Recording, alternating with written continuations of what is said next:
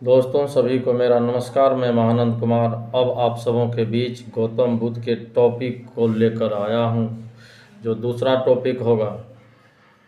गौतम बुद्ध सांसारिक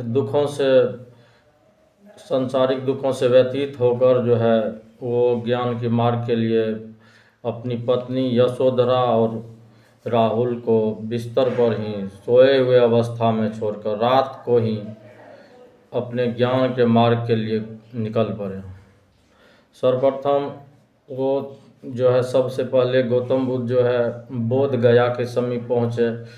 एक निरंजना नदी है, उसी तट पर अपने को ध्यान मग्न हो गए। उस समय गौतम बुद्ध की आयु जो है 29 वर्ष की थी।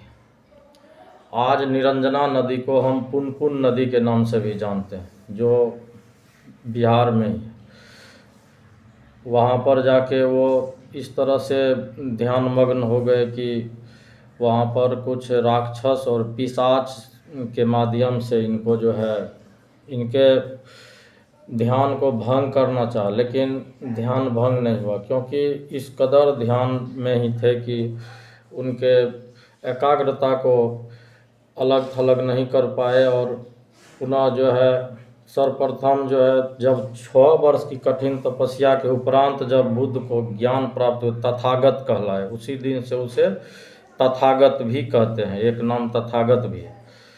गौतम बुद्ध को जैसे ही तपस्या के अंतिम पड़ाव में थे तो एक आकाशवाणी आवाज़ आया। आकाशवाणी आवाज़ ये आया कि उसमें आकाशवाणी आवाज़ में उन्होंने बताया कि देखो, इतने शरीर को मत कष्ट दो। जिस प्रकार बीना की तार को अधिक टाइट कर देने पर भी नहीं बजता है, उसी प्रकार अगर ढीला भी कर देंगे तो नहीं बजेगा। ठीक उसी प्रकार जीवन है। जीवन जो है इतनी यातना नहीं देनी है, जीवन को सरल मार्ग अपनाना है।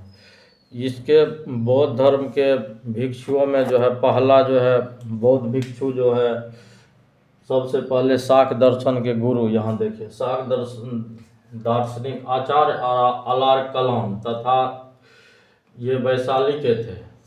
शाक्त दर्शन के दार्शनिक आचार्य कलाम ये वैशाली के थे। और ये वैशाली के बाद राजगिरी के एगो धर्माचार्य थे रुद्रक, जिसका नाम था रामपुत्र। ये दोनों बुद्ध के प्रथम गुरु थे।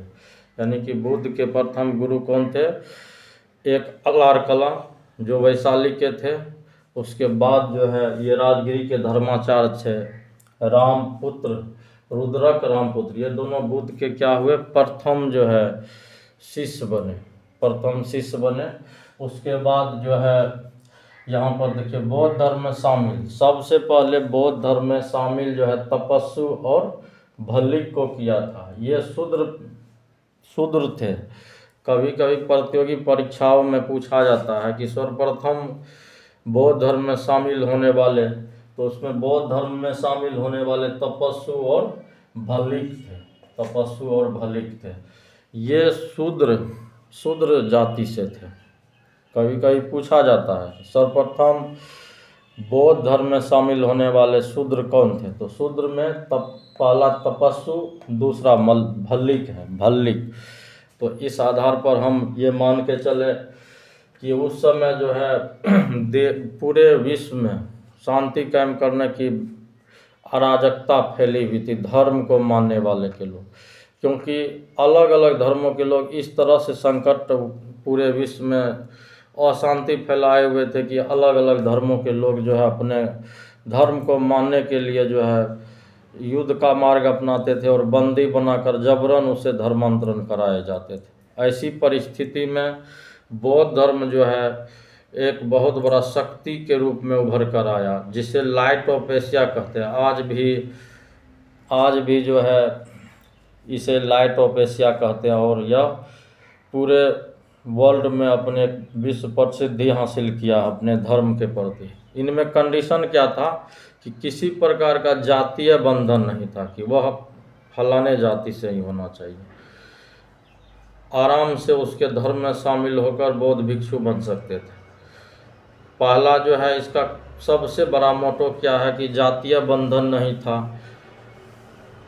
जातीय बंधन और सब में था। जैसे कोई अगर सिख या ईसाई या कोई भी धर्म अगर अपनाएंगे तो उनके लिए जातीय बंधन थी, लेकिन बौद्ध धर्म में शामिल होने के लिए किसी प्रकार की जाति बंधन है, जिससे लोग लगातार जुड़ते गए और जुड़ते जुड़ते बहुत बड़ा एक विशाल जो है बौद्ध धर्म संगठित होकर उभरे।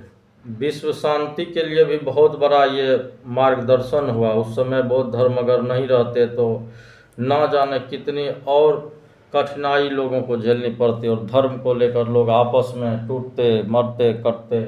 ऐसी परिस्थिति में राजगिरी में जब ज्ञान की प्राप्ति हो गई गौतम बुद्ध को, जब बुद्ध कहलाने लगे तो सबसे पहले वो क्या किए, बैनु बन गए। बैनु बन जो राजगिरी में है, और बिंबिसार जो है उन्हें उनके ख्याति को देखते ही बैनुबन जो है उसे दान में दे दिया। प्रतियोगी परीक्षाओं में जो है पूछा जाता है बैनुबन जो है कौन दान दिया, तो बिंबिसार जो शासक थे वह बैनुबन इसे दान दिए। इसी के बाद हम जो है अब यह टॉपिक ख़त्म कर रहा हूँ। अगला टॉपिक मैं आगे पुनः बताऊंगा इसी उद्देश्य के साथ, ताकि धीरे धीरे इस बौद्ध धर्म को बढ़िया से जानकारी इकट्ठा कर पाए, ताकि प्रतियोगी परीक्षाओं में किसी प्रकार की कठिनाई ना हो। जय हिंद, जय भारत। लाइक एवं सब्सक्राइब करना नहीं भूलें। धन्यवाद।